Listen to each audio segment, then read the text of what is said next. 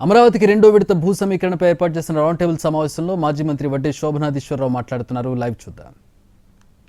ఏమయ్యా బాబు, మీరు ఇంత ఆలస్యం అయిపోతుంది, మా కొండ పొలాలేమో ఇచ్చేసాము, మేము ఎట్టా గడవాలి అని చెప్పి అడుగుతానికి వెళ్తే వాళ్ళ మీద కేసులు పెడితే వాళ్ళ కోసం అని చెప్పి ఆడవారితో సహా కూడా అందరూ తిరగాల్సి వచ్చింది. అనేక నెలల పాటు ఆ మహిళలు అక్కడ ఉద్యమం చేశారు. అనేక పర్యాలు మనందరం కూడా వెళ్ళాం కూడా. సరే, చివరికి గవర్నమెంట్ మారింది. 18 మాసాలు అయింది. 18 మాసాలు అయితే ఆ అక్రమ కేసులు తీసేయడం కూడా చేయలేవా? మరి అదే జగన్మోహన్ రెడ్డి ఏమో తునిలో రైల్వే బోగీలు తగలబెడితే దాని మీద రైల్వే వాళ్ళు కేసు పెడితే మరి రాగానే టక్కుమని తీసేయించాడే. నువ్వు న్యాయమైనటువంటి విషయం గురించి, భూములు ఇచ్చిన రైతుల మీద పెట్టిన కేసుల గురించి ఎందుకు తీసేయలేదు అని అడుగుతా ఉన్నాం.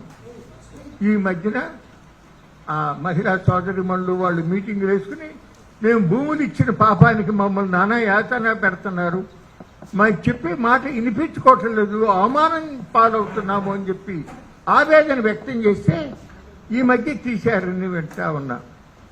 అట్లాగే భూములిచ్చిన రైతులకి నివాస ప్లాట్లు, కమర్షియల్ ప్లాట్లు ఇవ్వాలి, కాగితాల మీద ఇవ్వాలి, రైతులకు చూపించాలి, వాటిలోకి వెళ్ళే దారి ఏర్పాటు చేయాలి. ఇప్పుడు ఎన్నేళ్ళైంది? తిరుపతిరావు గారు చెప్పినట్టు 11 ఏళ్ళు వెళ్ళిపోయి 12వ ఏడు వచ్చింది. ఇప్పుడు ఇప్పటికీ ఇంకా 7,743 ప్లాట్లు ఇవ్వాల్సి ఉంటుంది అని మంత్రి గారే చెప్తున్నాడు. కాగితాల మీద సుమా. ఇప్పుడు వీరందరూ ప్లాట్లు ఇచ్చారు. ఆ ప్లాట్లకి తిరుపతిరావు గారు వెళ్లే దారి లేదు, ఆలూరు రఘురాజరావు గారు తనకిచ్చిన ప్లాట్లకు వెళ్లే దారి కూడా లేని పరిస్థితి ఉంది. ఇవాళ 18 మాసాలు అయిపోయింది అధికారంలోకి వచ్చి. 4-5 నెలల నాడు టెండర్లు పిలిచారు, కానీ వాటికి ఇంకా అమలు కావటల్లా. విషయం ఏంటంటే ఇక్కడ మనం బాధపడాల్సిన విషయము, దేనికి ప్రాధాన్యత ఇవ్వాలి? మన దగ్గర ఒక 100 రూపాయలు ఉంది, ఒక 1000 రూపాయలు ఉంది.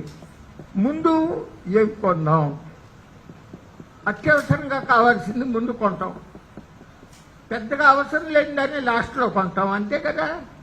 ఎంత చదువుకున్నవాడు కూడా, చదువు లేనివాడు కూడా చేసే పని అది. కామన్ సెన్స్గా ఆలోచించి చేసేటటువంటి విషయమే.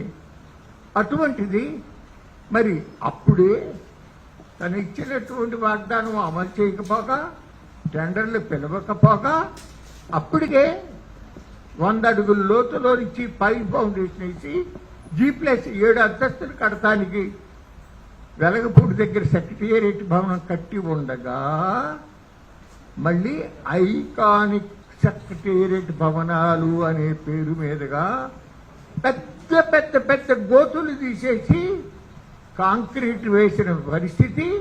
ఆ కాంక్రీట్ కూడా కొత్త టెక్నాలజీతో ఇన్ని గంటల్లో, 50 గంటల్లోనే ఇదే చేశాం, 54 గంటల్లో ఇదే చేశాం అని చెప్పేటటువంటి విధానంగా జరిగిన విషయం కూడా నేను గుర్తుకు చేస్తా ఉన్నా. అట్లాగే అయిపోయింది. ఇప్పుడు జరగట్లా. పైపెచ్చి ఇప్పుడు మళ్ళీ 16,600 ఎకరాలు అమరావతి ల్యాండ్ పూలింగ్ 2 అన్నారు. ఈ 16,600 ఎకరాలు దేనికి కేటాయిస్తారో తెలుసా అండి?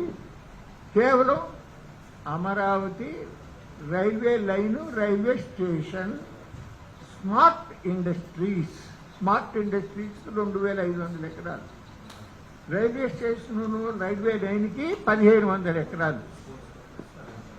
తర్వాత ఇప్పుడు మీ దృష్టిలోకి తెచ్చేది ఏంటంటే, రైల్వే లైను అక్కడ ఖమ్మం జిల్లా నుంచి ఇక్కడ నంబూరు దాకా ఒక 500 ఎకరాలు, 494 ఎకరాలు కావాల్సి వస్తుంది రైల్వే లైన్. ఓకే, అది మనం ఎవరో మార్చగలిగింది కాదు.